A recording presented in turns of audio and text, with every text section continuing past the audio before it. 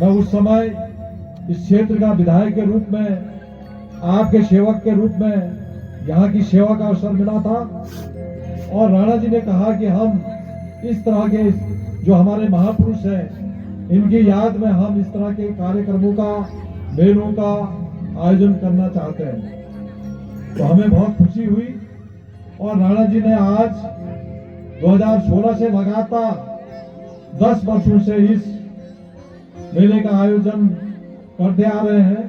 मैं उनको बहुत बहुत बधाई देना चाहता हूं, धन्यवाद देना चाहता हूं कि आपने इस तरह के कार्यक्रमों का, ताकि हमारी जो आने वाली पीढ़ी है उस पीढ़ी को अवगत हो सके कि हमारे बुजुर्गों ने किस तरह से विकास के रूप में इस क्षेत्र में भूमिका निभाई, किस तरह से स्वतंत्रता संग्राम की लड़ाई लड़ी, किस तरह से इस देश को आजादी के लिए अपने अपने माध्यमों से कुर्बानी दी।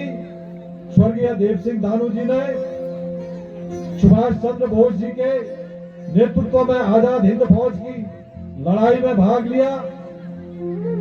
तमाम जो हमारे स्वतंत्रता संग्राम सेनानी थे उन्होंने इस देश को आजाद करने में अपनी शहादत दी। आज उन समस्त जिन्होंने अपनी शहादत इस देश की स्वतंत्रता के लिए दे, हम उनको नमन करते हैं और प्रणाम करते हैं।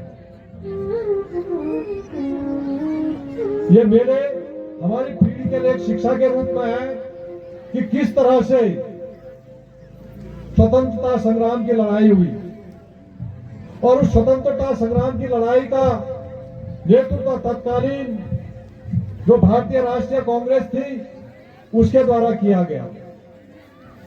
मिलिट्री फोर्सेस इस देश की सुरक्षा, इस देश की एकता, इस देश की अखंडता में अपनी भूमिका निभाई और आज जिस तरह की सरकारें इस देश में नेतृत्व कर रही है वो इस देश की जनता को, इस देश की पीढ़ी को बांटने का एक कार्य कर रही है, इस देश को नुकसान करने का काम कर रही है, इस देश की स्वतंत्रता को खतरे में डालने का काम कर रही है।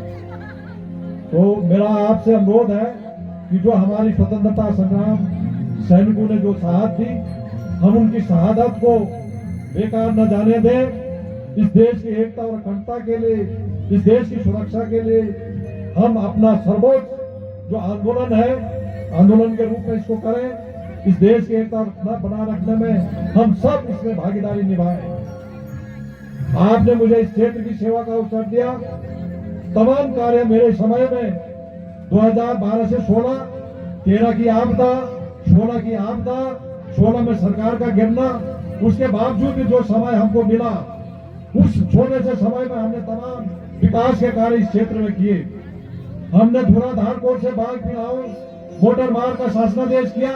दुर्भाग्य है कि आज 10 सालों तक उस पर कोई कार्रवाई आगे नहीं बढ़ी।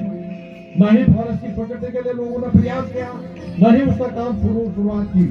हमने वहां से लेकर के करोल और सुतोल सड़क का शासनादेश निर्माण का शासनादेश किया, लेकिन आज वो सड़क 10 की 10 पड़ी है। अभी हाल ही में सरकार माननीय मुख्यमंत्री द्वारा दिल्ली में जो बीआरओ की ने सड़क को खाका तैयार किया था, जो सड़क बनाने का एक संकल्प लिया था, ग्वालदम से लेकर नंद केसरी और गुहाजंग से लेकर के वाल, कनौल और सुतौल होते हुए जोशीमठ तपोवन तक जो सामरिक और सुरक्षा की दृष्टि से महत्वपूर्ण सड़क थी, माननीय मुख्यमंत्री जी ने उसको कहा कि इसको पीडब्ल्यूडी में यथावत। अरे पीडब्ल्यूडी के काम तो आप देख रहे हैं, थराली से लोहाजंग आने तक और वहां आने तक सड़क की क्या हालत है।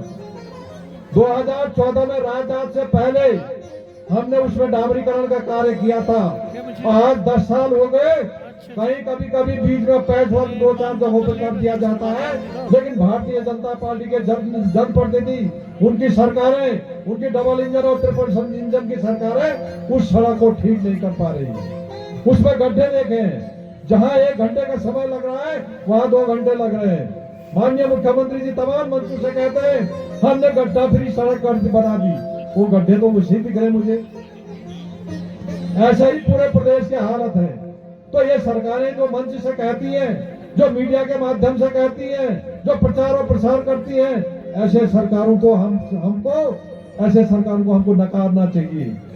हमको एक तरह से सचेत होना चाहिए कि किस तरह की सरकार जो खाली हवाई बातें करती है। समाज सेनानियों की कुर्बानियों को हम याद करें और उसको आगे बढ़ करके इस देश की एकता अखंडता